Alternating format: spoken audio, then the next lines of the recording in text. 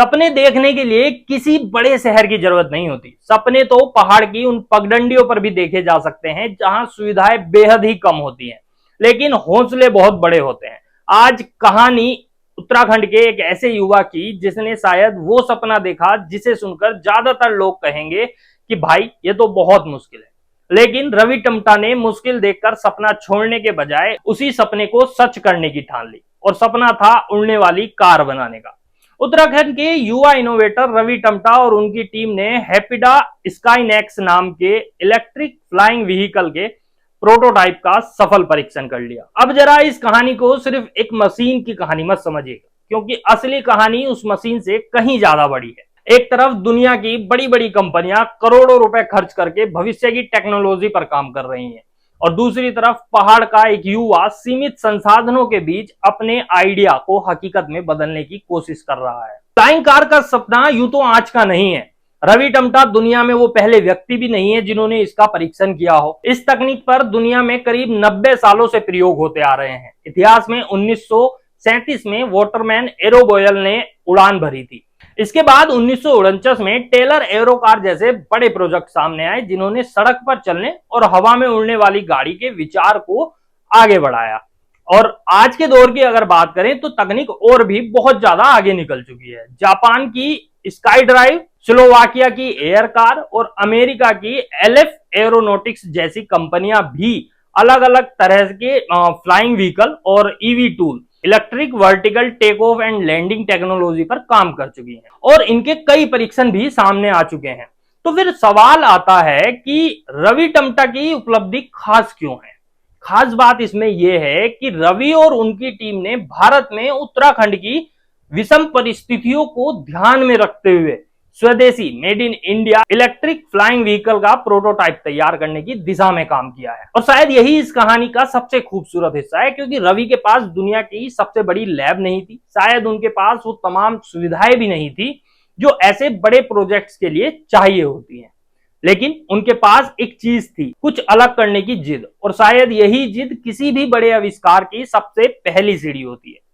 रवि और उसकी टीम लंबे समय से तकनीकी प्रयोगों पर काम कर रहे हैं। इसी दौरान उन्होंने हैपिडा स्काईनेक्स पर काम शुरू किया। अब सोचिएगा, उड़ने वाली गाड़ी बनाने का सपना देखना आसान है, लेकिन जब उसे बनाने बैठते हैं तो सामने के बाद एक बेहद ही मुश्किल खड़ी हो जाती है। कभी डिजाइन की मुश्किल, तो कभी एरोडायनेमिक्स की, कभी कंट्रोल सिस्टम को लेकर, और सबसे बड़ी चीज सुरक्षा। ये भी एक सबसे बड़ी जो समस्या सामने आती है कि सुरक्षा का ध्यान पूरे तरीके से रखना है। लेकिन टीम ने प्रयोग जारी रखे और अब इस प्रोजेक्ट को प्रोटोटाइप टेस्टिंग तक पहुंचा दिया है। और दोस्तों, यहाँ एक और बात समझना बहुत जरूरी है। ये अभी एक प्रोटोटाइप है, इसका मतलब ये नहीं कि कल से हम अपनी कार लेकर देहरादून से दिल्ली हवा में उड़ते हुए निकल जाएंगे। ऐसा अभी बिल्कुल नहीं है।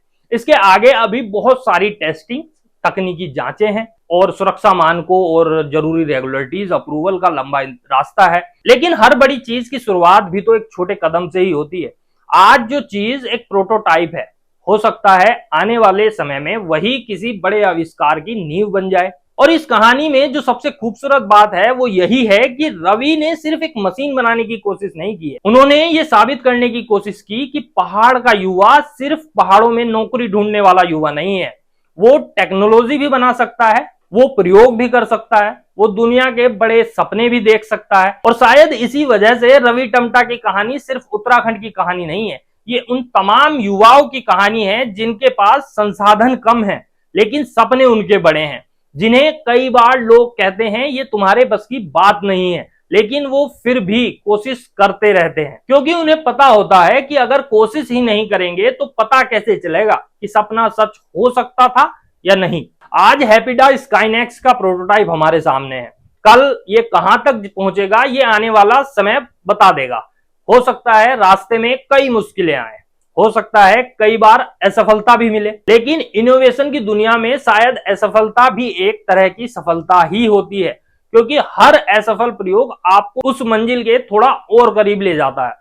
और उत्तराखंड जैसे पहाड़ी राज्य के लिए तो ऐसी कोशिशें और भी ज्यादा मायने रखती हैं, क्योंकि जब पहाड़ का कोई युवा कुछ नया करने की कोशिश करता है तो उसके साथ सिर्फ एक व्यक्ति का सपना नहीं उड़ता, उसके साथ कई और युवाओं के सपनों को उड़ान मिल जाती है। शायद किसी पहाड़ी बच्चे ने आज ये खबर देखकर पहली बार सोचा हो कि अगर रवि भैया उड़ने वाली कार बनाने का सपना देख सकते हैं तो मैं भी कुछ बड़ा कर सकता हूं।